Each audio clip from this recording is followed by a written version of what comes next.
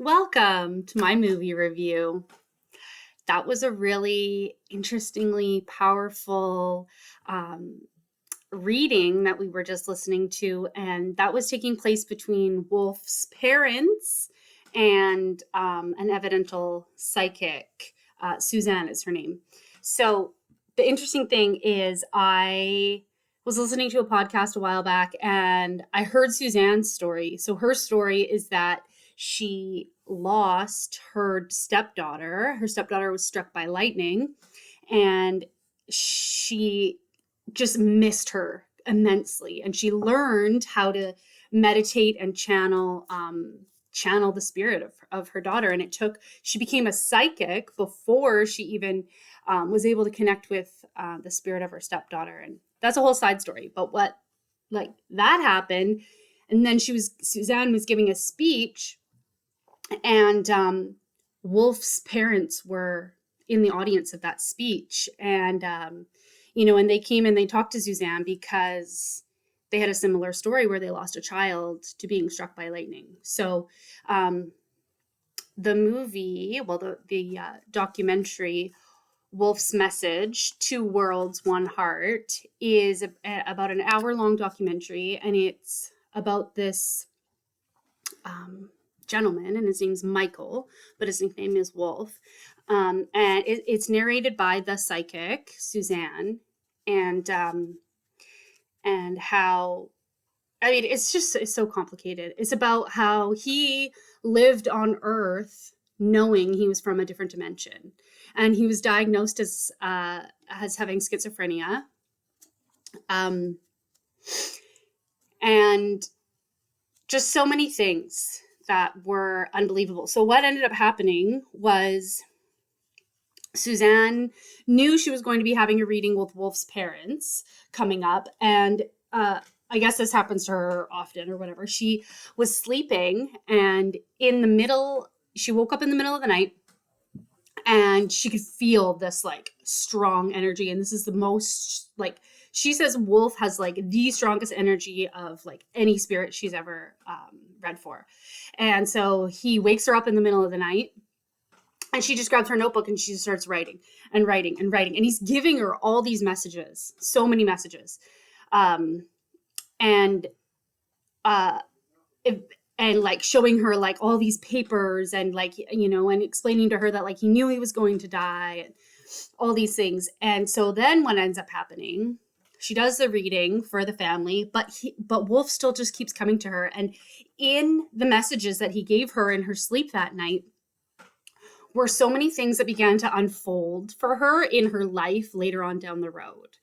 Like, it was all interconnected, and he guided her through those messages to find deeper meanings in other things. So there was that really beautiful part about the documentary. And then the other thing too is that in the documentary, what ended up happening was this young man, Wolf, he knows that he's going to die. And so he goes and he sits by a tree, and he's struck by lightning, and he dies. But the thing is he knew this was going to happen.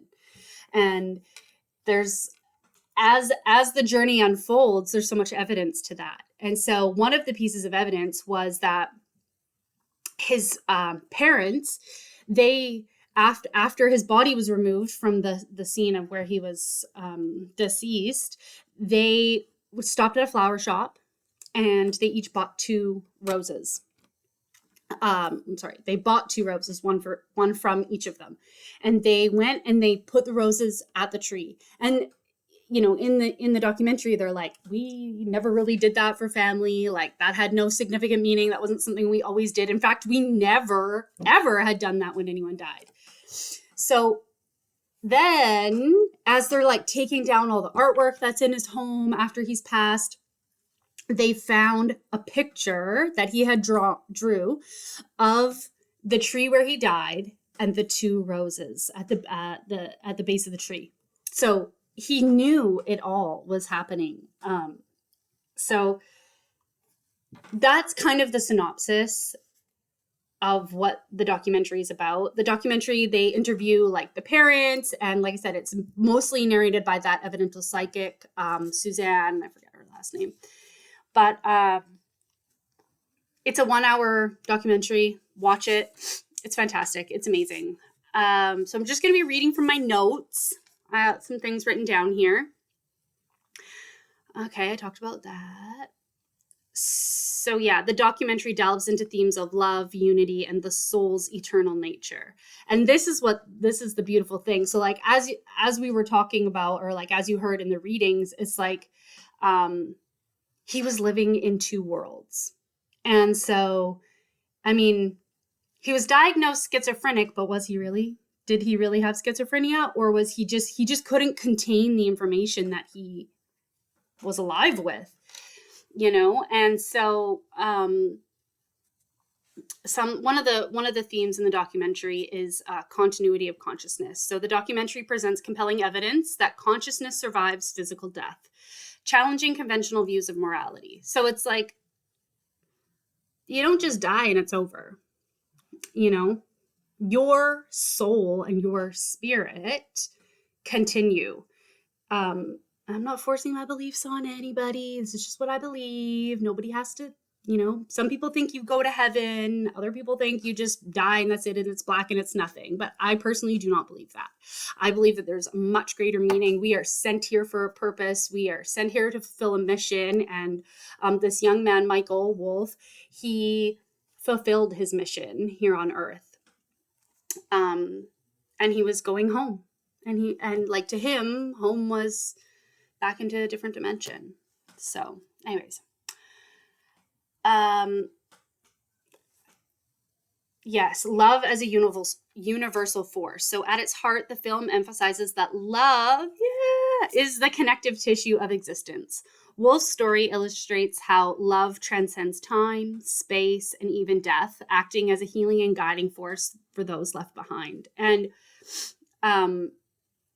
that's evidenced by, like, I know the psychic lady, when her stepdaughter died, she used her like psychic abilities to like help herself heal, and like healing through grief, which I think I'll talk about a bit later on. I know this is a really bit scattered. Like, I apologize. I'm a scattered person, and I just feel super passionate and really excited about this documentary. And I don't want to take too long. I kind of want to get down to the point. But yeah. So anyways, here we go. Purpose and awakening. So the film invites reflection of our life purpose and spiritual awakening. Wolf's premonitions and artistic expressions before his passing suggest that each of us carry a message or mission, often hidden until we're ready to receive it. And the thing about Wolf is that he couldn't necessarily articulate it, but he knew his mission all along. And that was like reflected in his artwork and in his, you know, like he said himself in the reading that we just heard before this, that like people would just think he was just loony, but he couldn't, he was just trying to express what was going on inside of his head, you know? Healing through grief. Okay, so I talked about that a little bit, and it's a gateway to healing, transformation, and deeper understanding. Wolf's parents' journey becomes a testament to resilience and spiritual growth. And so,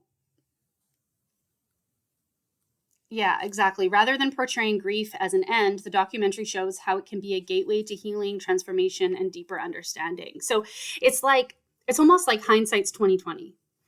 You know, it's not until someone is gone sometimes that we understand why they were really here in the first place. And, you know, like in one of my programs, we always have this saying, like, more will be revealed. More, it always is, right? Or like some people say, like, everything comes out in the wash, you know, and that's kind of how it is. Sometimes we don't really see things for what they truly are when we're in them. And it takes separation to, you know, deeply understand things more. So after Wolf's passing, his parents discovered drawings and poems that eerily predicted his death by lightning. There was another drawing that, like, I mean, this guy, he like showed the lightning bolt and the tree, and that's what it was. It was, he showed the lightning bolt and the tree and the two roses. That, I mean, he could not have known that because his parents never did anything like that. Anyways, and right, and then the medium gets specific and verifiable messages from Wolf. Love is a universal force. So the film captures the unbreakable bond between Wolf and his parents. Oh, I just love that. It really does, especially through scenes where they reflect on his life and the messages they received. Keep going here. It's already 10 minutes into this video. Holy maca noodles. I kind of want to get to the parts where I answer about, what the goal here was. It was supposed to be answering some questions about, how this pertains to my job as an EA, which, I don't know. This just pertains to my interest. Okay, potential inaccuracies. So just because somebody is diagnosed with schizophrenia, like, for example, they have hallucinations, like auditory or visual hallucinations, or, like they speak to themselves, or like they claim that they're talking to demons. Like, just because somebody is diagnosed schizophrenic, that doesn't mean that they are the same as Wolf and are really sane, but like living in two worlds. Right. So, like, the film kind of portrays Wolf's schizophrenia as a mystical gift, suggesting it gave him access to spiritual realms. No, that's not accurate. And while this reframing is compassionate, it risks oversimplifying a complex mental health condition that often involves distressing symptoms like delusions, hallucinations, and cognitive challenges. Exactly what I just said. In the film, there's like minimal clinical treatment. Like, it doesn't talk about like any medications he was on. It doesn't talk about how he came about his diagnosis. No therapeutic interventions. Like, from what I gather, he was a man who had this diagnosis, maybe received like minimal support. I think at one point in time it said that they, like, he had somebody who comes in to check on him. He lived independently. And, they interviewed a lady from the coffee shop, and, he went down and got coffee every once in a while. And basically, he didn't say anything really about that. So, that could lead viewers to believe that spiritual insight alone is sufficient for managing schizophrenia. No, not true. In all honesty, like, this movie talked very little about his mental health concerns. It just said that he had that diagnosis, didn't really go into it. I mean, and I know why. It's like, because look at how amazing this young man was, right? What else? Yeah. So he did have a lot of family support. Like, his parents absolutely loved him and adored him. And they were always like very, very accepting of him. I mean, they didn't lock him away in an institution. And they validated and were open to what he was talking about, which is very, very compassionate and empathetic, I think. So the last thing is that Wolf's use of art and poetry is a therapeutic outlet. I mean, you see the drawings this guy did? Like, drawings and writings and poems, and, I can relate because, like, I get the like brain thing where it's like do do do do do do do do do do do, and that is definitely something that people with schizophrenia suffer from, or they just can't shut it up, And so, rather than saying, "Hey, here's a pill" or whatever, shutting this guy down, he was like artistic and poetic, and he just used his art to really express who he was. What else is next? Yeah, I really do think that this film itself raises awareness and encourages compassionate views of neurodiversity. I mean, like, seizures could be a premonition to a visit from Jesus. Could be anything, or like a visit from Jesus could be a precursor to all of a sudden having seizures. We don't, like, I personally do not know a lot, very much. I just know that humans are very rarely living up to their potential of what is possible for us. And I feel like over generations, our skills have been stifled, maybe, because I think that everybody's psychic. I think anybody can, be a remote viewer or like read minds or, all of the things. We're just not trained to do it. We're just not brought up to be like that. And so, yeah. Anyways, I'm just going to check my notes here to see if there's any other points that I want to illustrate about this documentary. It was really great. I mean, it's on Gaia, by the way. It's on Gaia. That's where I found it. And, this is the thing. This is kind of just what I was saying, too, is like Wolf's message emphasizes that we are spiritual beings having a human experience. I love that. That's so true. That's exactly what I mean by that prior statement that I meant before that.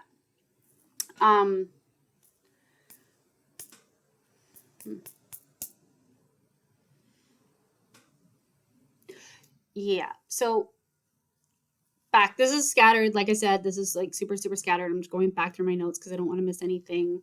You can stop the video anytime because I'm just basically rambling on about like some little notes that I made. And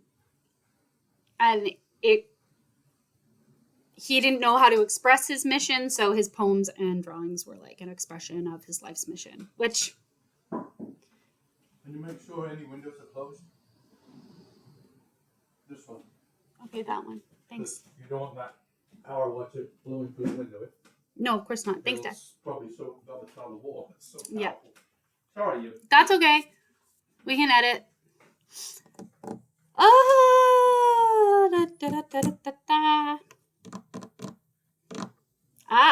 Rather than focusing on pathophysiology, the film emphasizes how Wolf's condition allowed him to perceive subtle energies and spiritual truths. Like, what I just love about this is like he didn't shy away from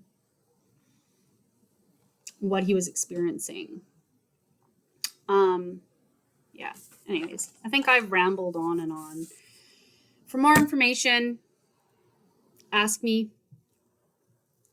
And if you so choose, watch this hour-long documentary. It is called Wolf's Message, and it is on Gaia, or I think you can even watch it on YouTube. So there's my project. Mwah! Bye!